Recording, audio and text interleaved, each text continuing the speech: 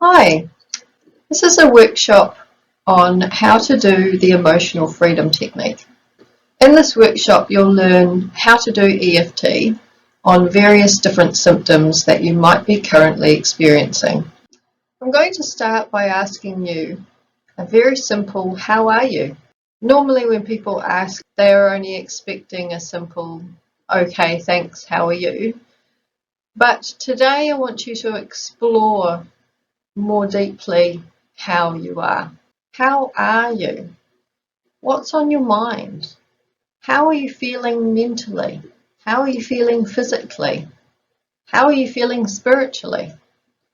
What's stressing you at the moment?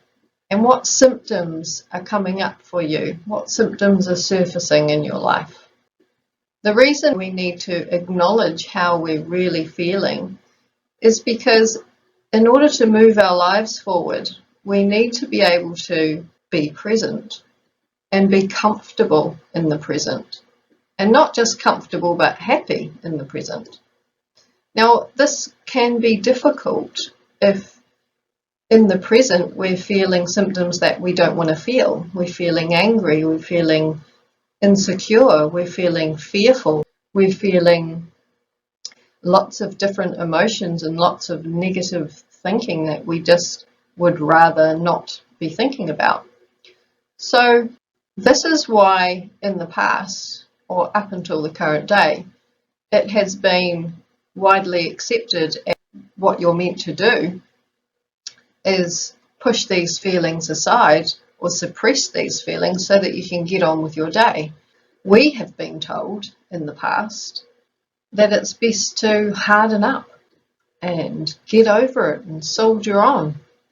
Because if we really looked at it and we were emotional, then our emotions might stop us from doing our work or carrying out our daily duties.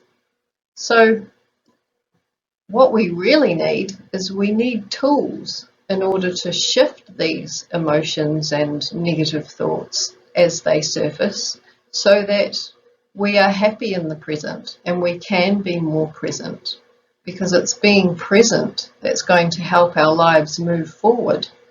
Now there is a shift going on, and the shift is a shift from this soldiering on, hardening up mentality to acknowledging how we actually feel and dealing with that emotion or symptom, shifting it, moving it on, healing it, nurturing it, finding a way to overcome it so that we can enjoy ourselves in the present moment.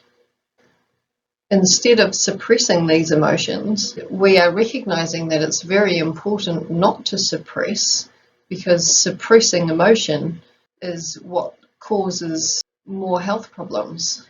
You're stacking up your issues in your body.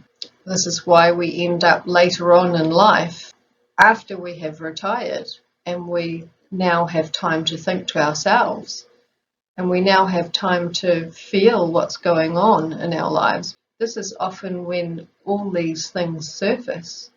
So it is best to deal with these as early as possible as they arise, so that you're not storing them and you're moving them on, healing from them, learning from them, and growing from them. And that way we can evolve as we go through life. We don't have to wait until we're retired and having time to ourselves to actually think about how it is we feel and all the negative emotions and memories from the past surfacing and causing us both psychological and physical pain at a time that we're meant to be relaxing and enjoying our lives and the hard work that we've done. So what has enabled us to make this shift?